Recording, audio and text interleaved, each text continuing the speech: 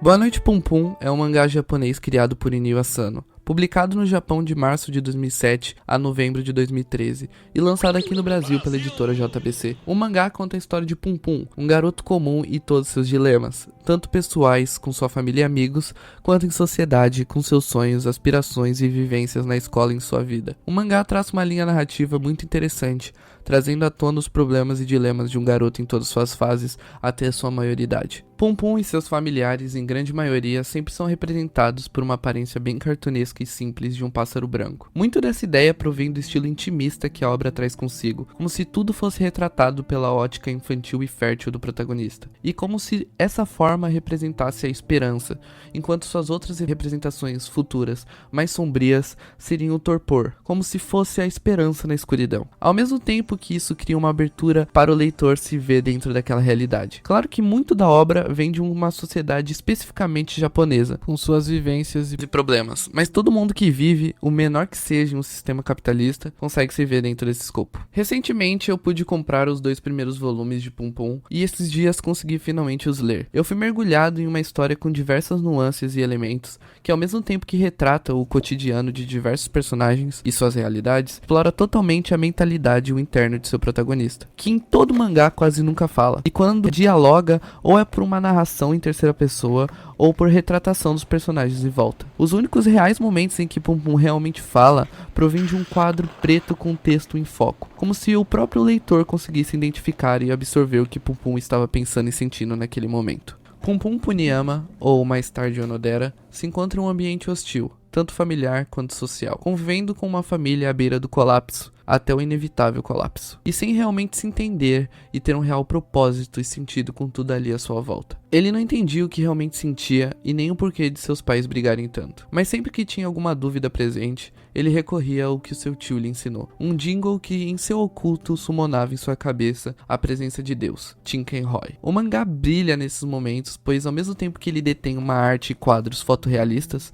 ele se explora com a fantasia e a cartunesca visão tanto de Pum Pum quanto de outros personagens, trazendo para a gente momentos onde o fantasioso e o realista se casam de um jeito magnífico. A busca de propósito e sentido se torna um dos principais dilemas dessa primeira parte do mangá, principalmente quando uma nova colega de classe se muda para sua sala, essa sendo Aiko, uma garota de fora com uma família conturbada tão quanto ou mais que Pum Pum, e que logo à primeira vista se torna o seu grande amor. A relação entre eles é um dos principais focos narrativas e se torna a força motora para Pum Pum se encontrar. Depois de Aiko dizer que a Terra se tornaria um planeta inabitável pelas atitudes humanas e que o único meio de sobrevivência seria por exploração espacial, Pum Pum decide que se tornaria um cientista espacial, não só para explorar o espaço e salvar a humanidade, mas sim e principalmente para proteger. Isso continua quando ambos decidem firmar promessas, como a de ir para outra cidade e que se ele de novo quebrasse uma promessa entre eles, ela o mataria. Acho incrível como o autor explora o egoísmo e a catarse em seus personagens, desde quando ele fica com medo de dizer seu sonho para toda a classe e é sugado por essa pressão social, e então diz que quer ser só um assalariado comum, com uma família comum, ou quando depois deles explorarem uma fábrica atrás de um dinheiro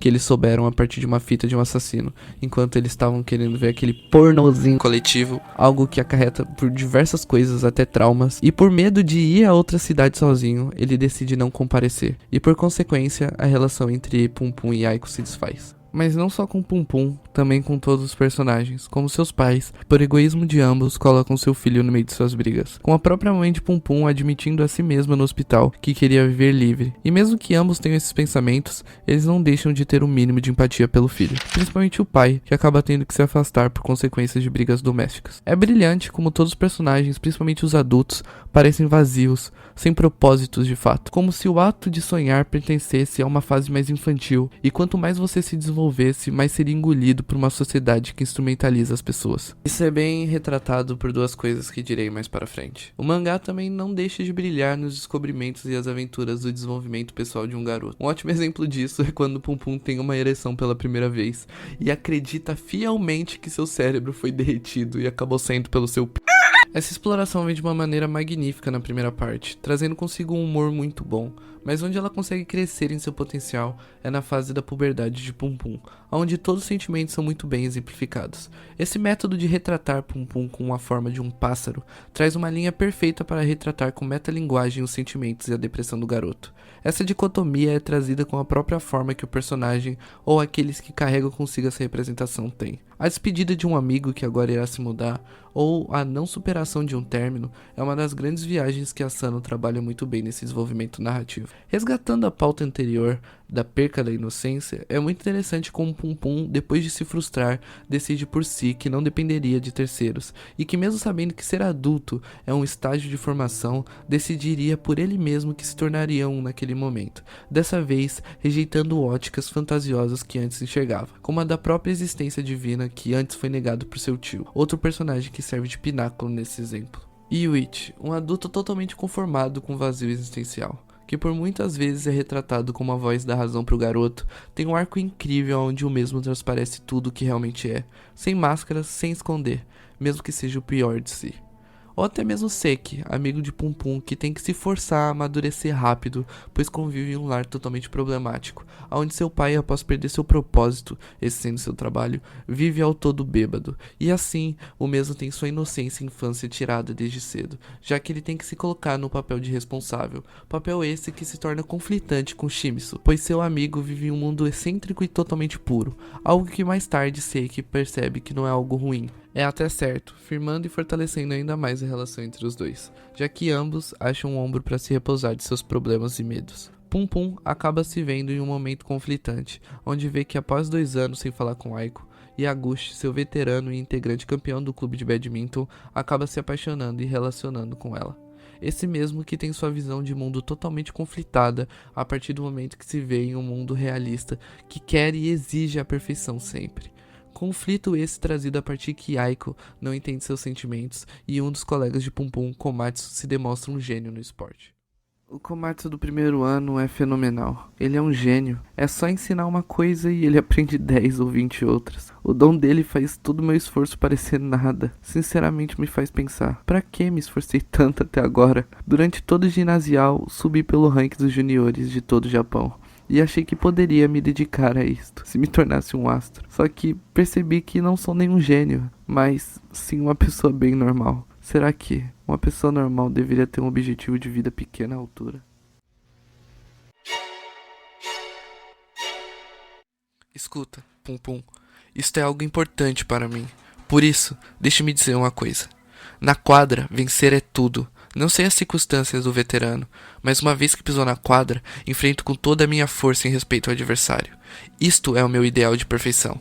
Não é só no esporte. Na vida, acho que as pessoas devem disputar a supremacia com os outros. As pessoas adoram as palavras como igualdade e paz, mas para mim, parece mais como uma religião dos perdedores. Historicamente, as pessoas evoluíram disputando, e então nasceu a palavra, a cultura, a alegria e a tristeza, e a compreensão mútua. Acha mesmo que quando as pessoas se tornarem iguais e abandonarem o individualismo, serão realmente felizes como seres vivos? Só pedras do rio são unidas e iguais. Se não quiser disputar com ninguém, viva numa ilha deserta. Isso, para mim, vitória e derrota é o próprio sentido da vida. A vida é o pulso das células e da alma. É por isso que sempre dou meu máximo. Assim, posso sentir o máximo da vitória e da derrota. Pum Pum, seu pacifista inocente, vai mesmo morrer sem conhecer a alegria da vida? Depois de Yaguchi firmar um juramento com Pum Pum, em que se ele perdesse o torneio, Pum Pum deveria se declarar para Aiko, mas que se ele vencesse, ela seria dele para sempre, Pum Pum se vê tendo que engolir seu egoísmo e aceitar que nem tudo ele consegue resolver, nem todos conseguem ser felizes, e que nem sempre conseguem o que quer. No final, acaba abrindo mão de sua oportunidade de reconquistar Aiko, e seguindo, sem olhar para trás. Individualismo versus coletivismo, parte 2. Uma das pautas filosóficas e sociais que seguem o ser humano por toda a sua existência é o embate entre o individualismo versus coletivismo, o ser como indivíduo ou o ser como pertencente a algo. Essa acaba sendo uma das principais abordagens que a obra de Pum Pum traz para a gente. Uma exemplificação clara disso são os próprios discursos citados anteriormente aqui no vídeo. E aqui nem estou querendo entrar em pautas políticas como direita ou esquerda, mesmo que em tudo exista uma vertente política, mas sim mais sobre como enxergamos essa ideia no mundo. O discurso de Komatsu é uma exemplificação clara de ideias bigodudo. Não esse, pensou merda, tô falando de Nietzsche, Friedrich Nietzsche. Para Nietzsche, o ser humano como indivíduo é o correto, e todas as ideias proferidas por outros filósofos ou indivíduos sobre pertencimento em um grupo não passavam de um moralismo para proteger e assegurar os mais fracos. Para Nietzsche, essa ideia de moralismo social só estagnava o ser e impedia-o a chegar em seu potencial máximo, como se deixássemos de lado aquilo que nos fez evoluir até aqui. E daí nasceu a ideia de super-homem do mesmo. Porém, pensar assim seria o correto? E a resposta é... não sei. Mas vamos mais a fundo.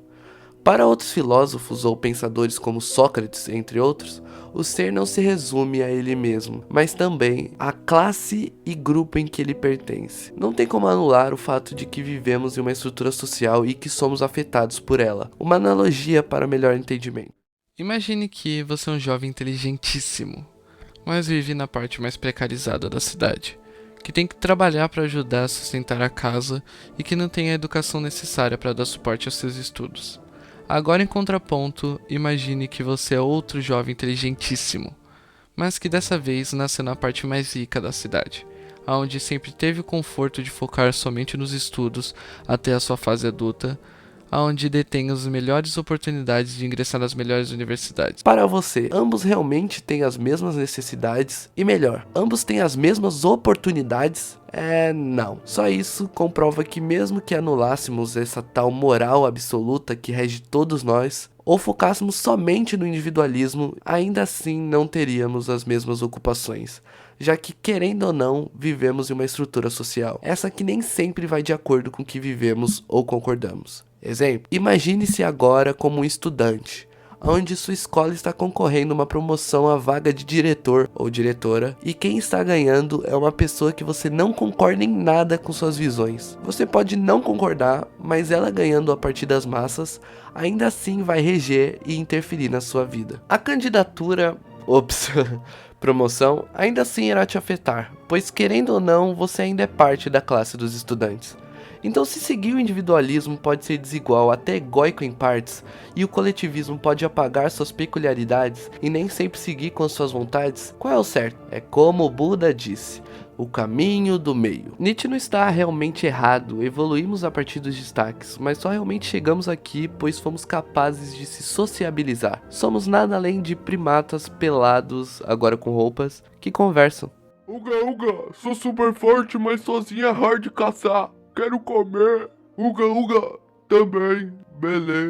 Eita porra! É como eu digo, o individual que nos faz marcar o mundo, mas é o coletivo que o molda. Em Pum Pum isso é muito trabalhado, com personagens querendo pensar em si, mas não querendo se comprometer com o grupo em que vive ou com a relação em que está, como os familiares de Pum Pum, seus colegas, amores ou até mesmo o próprio. Que, levando isso em relação às relações, quer pensar no todo, mas confunde seu individual com seu ego, e acaba quebrando promessas, não seguindo em frente, sendo um babaca porque seu encontro não foi do jeito que queria, ou entrando na maior bad por não superar. Todas as vontades intrinsecamente são egoístas, mas nem por isso devemos deixá-las de lado ou não pensar no próximo. Nem sempre conseguimos, e é isso que ele encara. No abismo de sua mente. Oyasumi Pum Pum é uma obra sobre depressão, sentido, autodestruição e sobre a sociedade em si.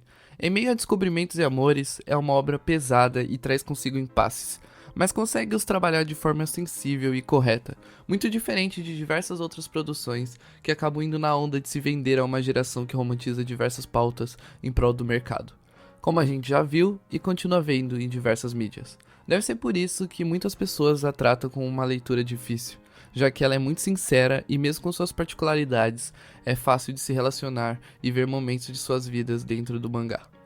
Ainda tinha muita coisa que eu poderia elaborar, mas isso eu deixo para depois, já que se tornou uma das minhas obras favoritas, principalmente por eu gostar de obras que despertam um sentimento mais sincero possível em mim, mesmo que seja algo desconfortante. A experiência de leitura foi no meio de uma viagem, onde eu pude ter um contato mais interno e praticar mais essa atividade. Me sigam nas redes sociais, está tudo na descrição. E é isso, por hoje é só. Tchau.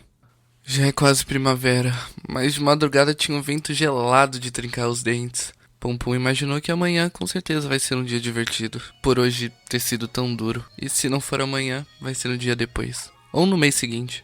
Ou daqui a alguns anos, um dia. a felicidade chega. É no que queria acreditar. Queria inclusive orar por isso. Mas para quem ou o que, seja como for, hoje